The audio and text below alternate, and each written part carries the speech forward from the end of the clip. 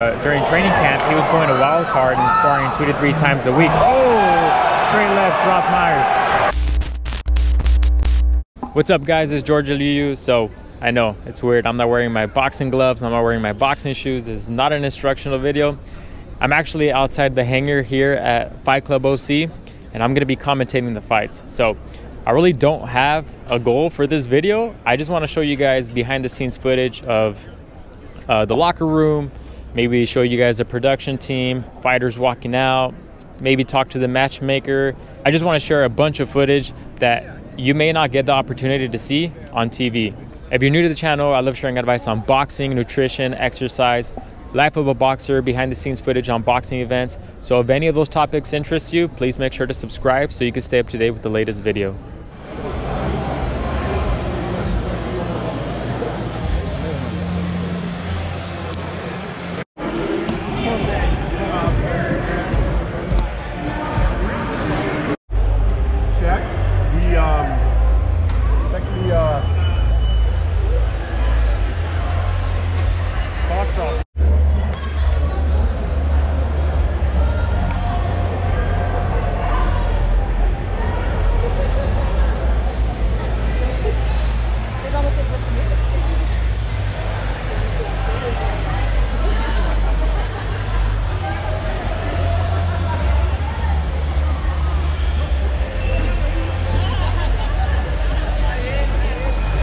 All right, so I'm here with Charles Bosecker, matchmaker for here, Fight Club OC.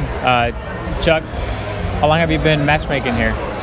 I've been Roy Galbraith's matchmaker for about 10 years now, but I've been booking fights for about 14 years. How long does it normally take to put an event like this together? I mean, it depends on how many rounds and how many bouts we're looking to match, but you know, usually, I mean, putting together a fight card like this is, you know, 4, 5, 6 weeks, something like that. What is the worst part or the worst story that you can tell us in regards to matchmaking a fight? Okay. Or a couple stories if you have. No, I have a really good one. I matched a fight in New York City at the Madison Square Garden. Was bringing a guy in from Pennsylvania from Madison Square Garden show. It was Triple G fight card. And at the weigh-ins, everything was cleared. Everybody made weight. Fight night, a fighter had a herpes that grew on his lip from the weigh-ins to fight night, and the fight was called off 30 minutes before the walkout. Oh, wow. And the other guy sold 250 tickets. So it was a pretty bad situation. So what happens in that situation? So if you have a fighter, does he still get paid? Or does it depend on the promoter? It depends on the promoter. Okay. And it just so happens, yes, he did get paid. Okay, yeah. Cool. At least that's a plus. What's the biggest weight discrepancy that you had between fighters? 16 pounds.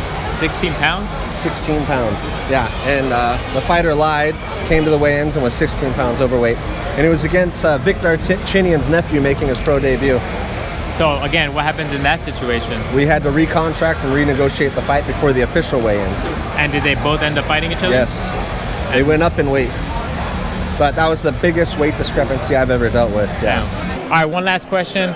What is something that someone watching at home may not know about the duties a matchmaker has beyond just picking fighters and having them match or fight each other? I mean, there's a lot of variables involved, but it's not just you and you fight, right? I mean, you got to talk about money, you got to talk about travel, you got to talk about a lot of different things. So, yeah, it's not just essentially matching a fight. There's a lot more involved to it. A lot more negotiations too. A lot more. Well, there you have it.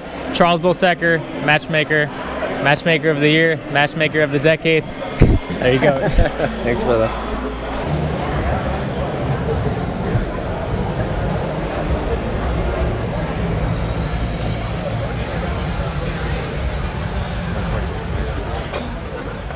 Thank you, bro.